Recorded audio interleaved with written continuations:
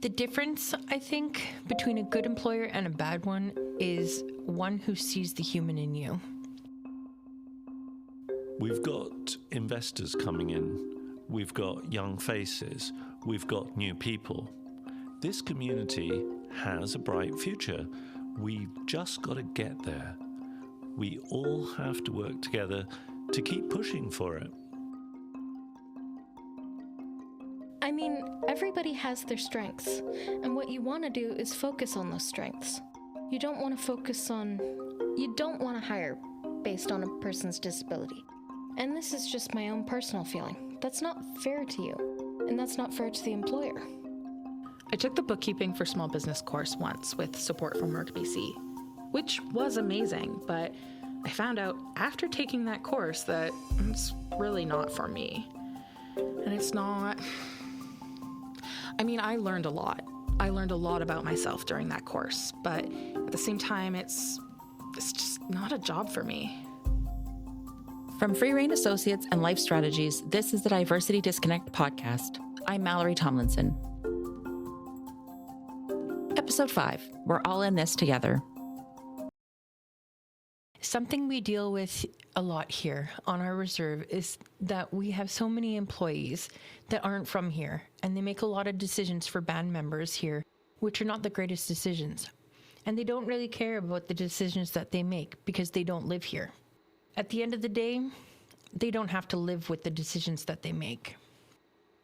If you ask a group of rural residents why they moved to a small town, the chances are at least one of them will tell you they wanted to live somewhere that had strong community bonds. A lot of people are missing their home, like a sense of home, a sense of community, a sense of belonging. And when you face the unique challenges of rural realities, these bonds are often what helps rise a community out of difficult times. It really is a town that likes to be very helpful. You know, we've gone through the flood, we've gone through different little disasters, and people are there to help. But there's always the shortcomings, and I think it really is, it's always about money. And in the same way, your community can become a massive factor of success when it comes to employment for underrepresented groups. Community can help facilitate employment success just by offering a space for people to connect and collaborate, to feel motivated, pushed, driven forward. When people lack community, they fall back into isolation, right? And when you're in spaces like that, you aren't accessing skill development. You aren't being able to connect with others. You aren't able to bring in a wage that is in alignment with your skill set. So community was really important to facilitate a whole subset of, emotional, social emotional factors. But communities also helped with that limited resource allocation, right? Communities were able to come together and to identify resources that could be used by an individual, or go speak to this person or go to this organization, or I'll come with you to here. They provided support in a lot of tangible ways. Because you go to some of the communities that are more disconnected, and it's very much that sense of like, I'm watching you and I see what you're doing. Mm-hmm. It was a sense of being observed. Whereas in the communities that we noticed had that interconnection, it was like the vibe was more like, I've got you, and We got you. So like I'm noticing you and I'm looking out for you. Yeah, like it almost felt in some of the communities like on movies or cartoons when like the cowboys coming into town and they're all like closing the shutters as we go by. Yeah, exactly. The weeds rolling Yeah, the down tumble. street. I actually saw a tumbleweed in Ashcroft. There was a tumbleweed. It was like picturesque tumbleweed. But yeah, it was almost that like people are seeing you and just like watch out, like don't interact, don't look at them. All the telephones ringing to the next. Exactly, like that's the vibe we got. And then in contrast, like it just felt so just, again, welcoming, so nice to like come into a community where it was like they were pointing us in different directions and like, oh, this person, we're going to send you to them. Like, they're great. And then they would know that we were coming and would be like just welcoming us and like be so genuinely interested and then just speak so highly of their community. And for those who don't belong to an underrepresented group, being an active part of your community can help you grow and develop as an employee, a citizen, and as a person. Yeah, I think it opens your eyes to who is actually in your community. It removes like a bias that you may have, even if you don't know that you have it. And I think it lets you know what your community offers a bit better. Engaging with members of underrepresented groups, it's it only adds to like your character, and I think it's cheesy, but like it makes you better to engage and create safe spaces for members of your community. And as Jordan highlights, being engaged in your community can help reduce feelings of isolation and loneliness. Putting yourself in amongst people that are unemployed as well, having training days or groups where you can either, discuss some of your frustrations, troubles, and challenges, and then start learning about the resources that can help you, because oftentimes you can't do it alone, and you're not alone. There's other people. For Indigenous participants, these community bonds are a long, important part of their histories and culture. What I've seen is you can navigate rough waters in work and life. You can navigate those things when you know where you come from and when you know who has your back. And when there's a calmness and a familiarity about knowing who your community is. The worry for some participants, however, is that these bonds of community could be lost over time. Communities used to be a whole lot more collaborative, supportive. The whole, it takes a community to raise a child, that sort of thing. There used to be a whole lot more of a sense of community that existed in smaller communities, and I don't feel we have that to the same extent anymore, which is unfortunate. Not really too sure how you go about changing it either. As you look at your community, take a moment to reflect on the strength of its bonds. Think about the role that you play in your community. What ways can you be part of helping foster collaboration, support, and success for every resident you share your town with?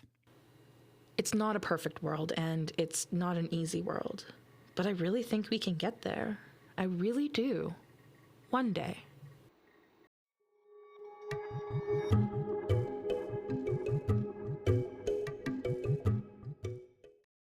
So motivation is that willingness and desire to work. And underrepresented groups shared with us that they were motivated to work. I don't necessarily think employers saw that as clearly.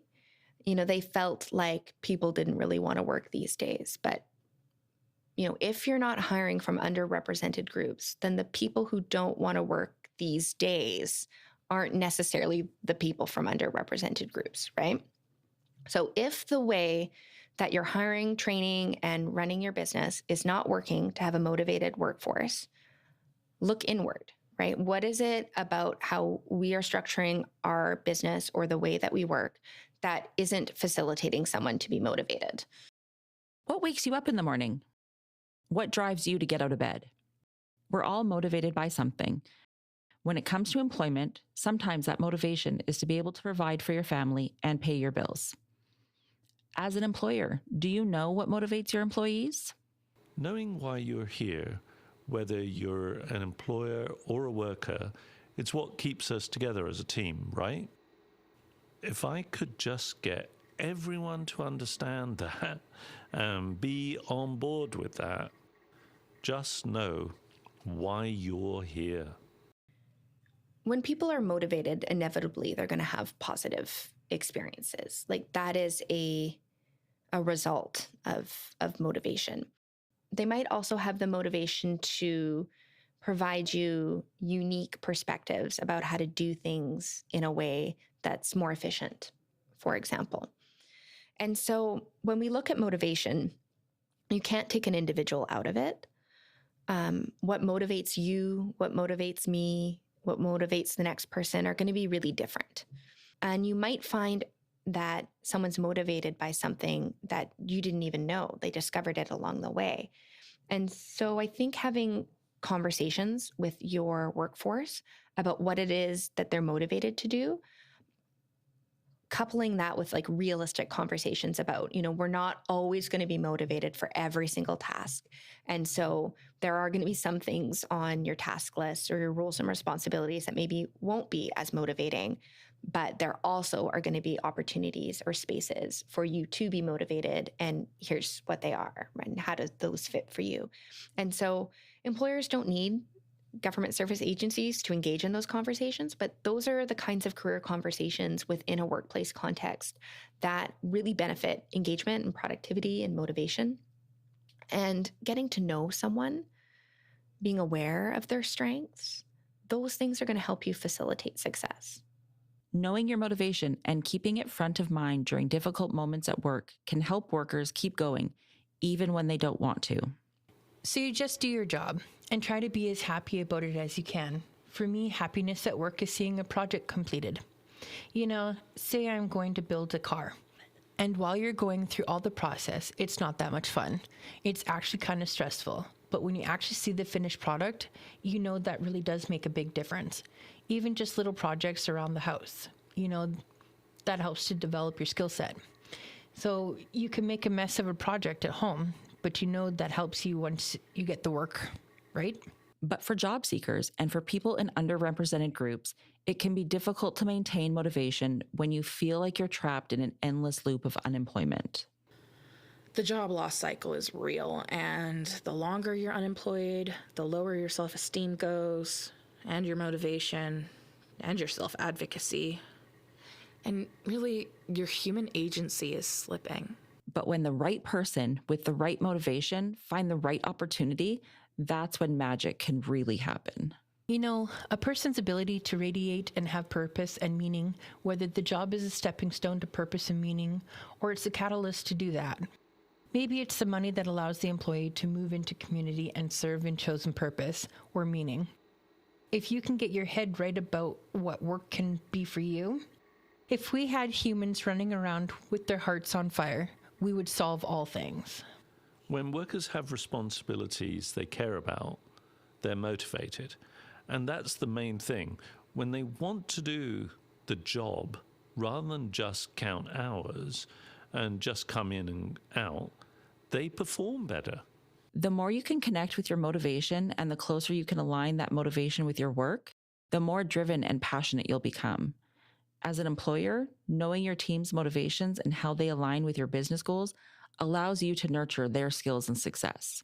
And when one's work aligns with what motivates them, authenticity can flourish.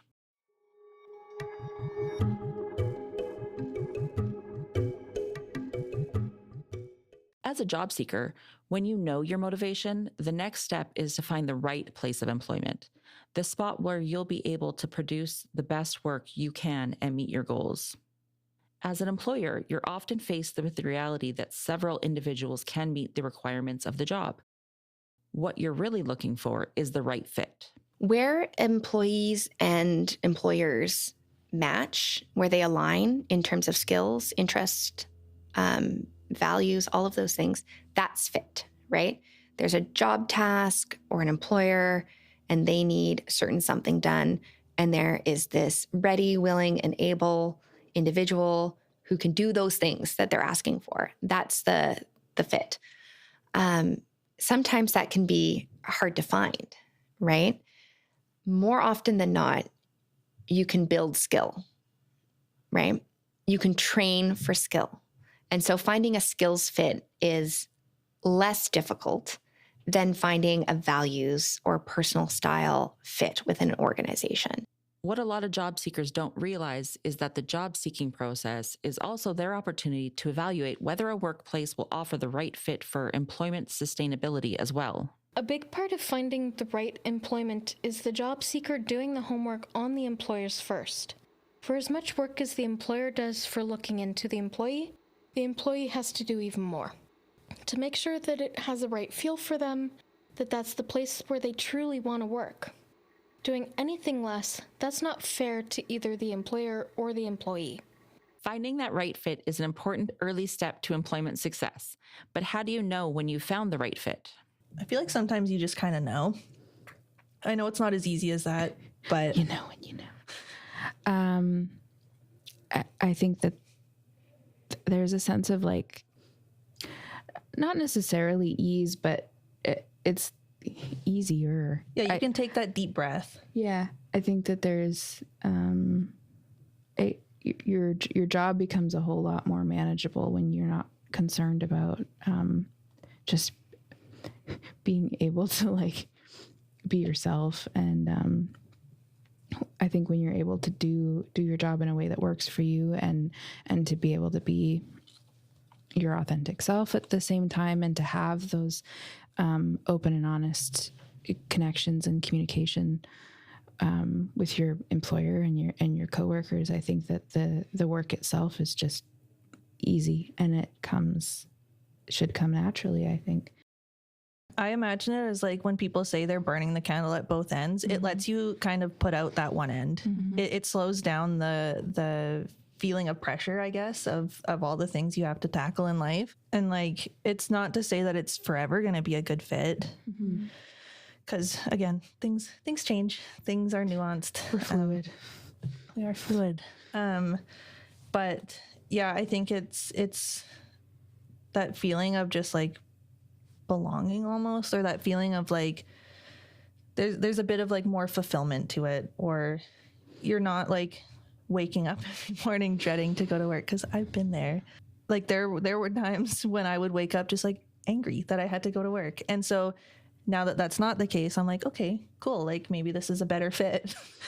And so I think just having that ease, that safety, that comfort, and it doesn't have to be that full feeling of that, because that's kind of hard sometimes, especially in the small communities. Like it's not going to be perfect. But yeah. But I think finding glimmers of it is helpful. It allows you to kind of build a ladder. For me, that what comes to mind is not having to protect and defend your identity.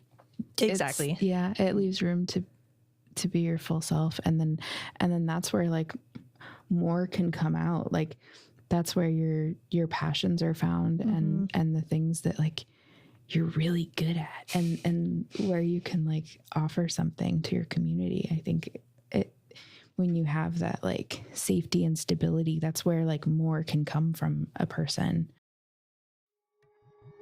I always counsel folks to play to their strengths and to be themselves in that interview. Because if you're not being yourself in an interview, that's not fair to you, and that's not fair to the employer, because you're selling them a misrepresentation.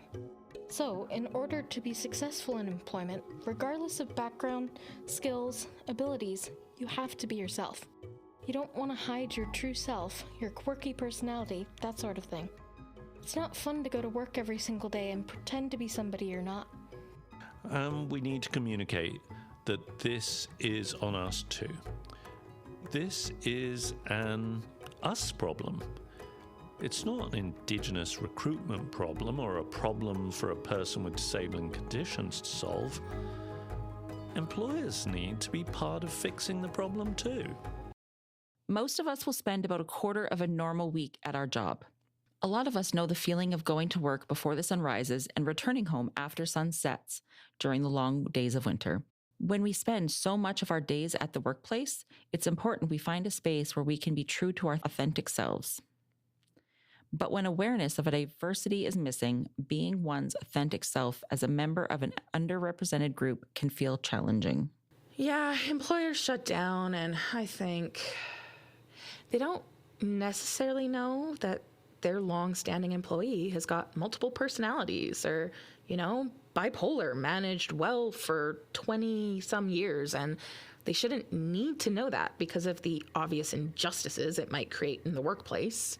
But even without my bipolar disorder, I'm not going to be 100% of the time. It's not all sunshine and roses, and it's not all utopian in nature. It's really about holding that space, truth and vulnerability, and all of those pieces to be your whole self, even in the workplace. This immediately reminds me of a conversation, again, with a service provider who was sharing, like, this was a very resource-based community, and there are people working in the heavy labor jobs. She described them as walking wounded, I think. Yeah, she described them as the walking wounded.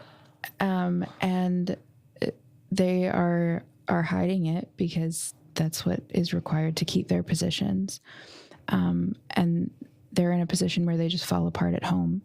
And that then damages their families and their home lives. And that's like when somebody you would hope would have the freedom to be the most authentic. But when you're in your workplace and there's no opportunity for authenticity there, it means that the authenticity that you then get to share when you're home is hurt and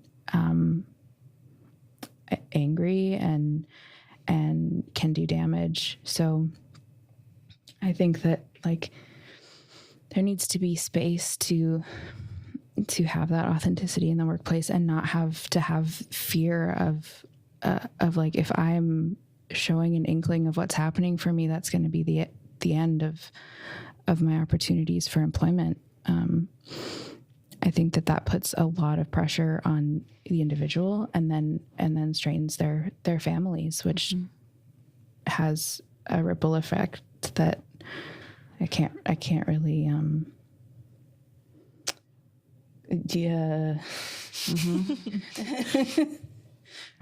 express, I guess. Yeah, I think at the end of the day, it's exhausting. We already spoke a lot about how underrepresented groups are already at their limit for capacity. And so when we're asking them to present themselves differently than who they are, it's a whole nother game in that capacity sense, right? Like, even just from what we were speaking about in a previous episode about, like, even just in a small community and when you can't feel like you can be yourself, it's very challenging. And so if you're having to show up for work all the time and you can't even be who you are, you have to like basically walk on eggshells just to get through the day and get your paycheck. Like it's hard. And then what employers see is that like when the mask starts to come off a little bit after you've gotten in there or you don't have the capacity to keep it on anymore, they see it as a problem because they are now used to seeing you with this mask and They're used to the buttoned up version. exactly. And it's so unfair because it's this like balancing act and that is not something you can keep up forever. Nobody can do that. And I think people take for granted the fact that they can just like sit there and exist comfortably when that is not the case for a lot of people. Well, when authenticity is lacking, individuals might be hiding or masking conditions, and that might prevent them from being fully successful in the workplace. If they need a rather simple accommodation, but they're not being authentic with themselves or with their employer about what they need, then they're never going to get those things that they need to be successful. So authenticity was really just being genuine and honest, open across different groups. And so some employers are just curious about who you are and what you do and not gathering information to like hold it against you, right? Like this is just genuine curiosity. And I think that when we're all really truthful about what's at stake, like the truth of the job position might be that, you are going to be alone in an office for 5 hours out of your workday. And if that's going to be a problem for you, then maybe this isn't the best fit. So being like employers need to be really upfront and honest about the job requirements. But some employers struggle with where the line is between allowing for authenticity and maintaining a professional work environment. When I consider authenticity and then how to include it in the workplace, I think about ownership and being brave. That's the two things that come to my mind. And ownership in the sense of owning not only who you are and how honest or how do you want to represent yourself, how honestly do you want to represent yourself with others, but also about recognizing how are you relating to others so they are able to represent themselves in the most honest way, and everybody can own that. I think it's a collaborative ownership. Because authenticity is also not individual in my perspective. I think it's relational. Yes, because in order to consider yourself to be authentic, you have to consider it that it's happening in front of others. Like if you're on your own and nobody else existed, the word authenticity wouldn't mean anything, because who would you be presenting yourself to, as honestly or not honestly? Like it doesn't have any say. It's a social, it's a relational reality. It only makes sense when it's a behavior that you're doing for others. For others. Like how am I, if there are no others to be myself with, then there's no authenticity around, right? But it's being authentic is showing Others who you are, who you want to be in front of those others. And so it's a very relational aspect. So that's why I'm talking about like collaborative authenticity and collective authenticity, in the sense that when you are allowing yourself to own that honesty in a respectful way, in a way that you also consider others doing the same or trying to do the same, I think that it's contagious. And unfortunately, the realities of rural living can hold back individuals from finding their authentic career path. We don't encourage our kids to actually think for themselves other than how they feel. We don't teach them to work. We don't teach them to have pride in their work, because there's no grades. There's no benchmark, right? What's crazy important about how we're raising our youth, we're actually moving towards passion and purpose. In the past, we were about little Johnny has to learn how to do the farm thing, and that's what you're going to be. That's your destiny. So we've moved into this place of passion, purpose. But it's important to remember that authenticity requires honesty. As Jordan said, it requires a touch of vulnerability, which isn't always easy to bring into the workplace. In the early days, I did have some challenges in hiring people with disabilities. Hasn't always worked out well. I mean, she worked out really great until she didn't. It was related to her disability. Instead of saying she couldn't come in, she pushed harder. And I'd rather say, I can't come in today. It's not a good day for me. And I'm okay with that, because you're not going to get fired if you don't come in today, right? I'm going to need you again. Authenticity requires a give and take from both employer and employee. It requires both parties to step outside of their comfort zone and share openly with one another. It leads to difficult conversations, but they are conversations that are incredibly important to have as we continue to push for a more inclusive and welcoming world. The problems and challenges we face as job seekers, employees, employers, and communities require every single one of us to take an intentional and active role in solving them. We all have a part to play in dismantling the old ways and the systems we operate under that no longer work, that are limited in who they support and how. Now, let's be honest. The challenges we're talking about are not easy to solve. The systems of oppression and powers of privilege are deeply ingrained in our ways of life. We cannot solve these problems alone. We need every one of us to step up to the plate and work towards building more inclusive spaces. And we begin by taking the first step, one intentional change in our ways of being. How will you be part of the solution? And what actions will you take to bridge the disconnect? I humbly acknowledge that I have the opportunity to enjoy this beautiful life on the unceded and ancestral land of the Stalo people, particularly that of the Skelkel, Chiam, and Stateless nations.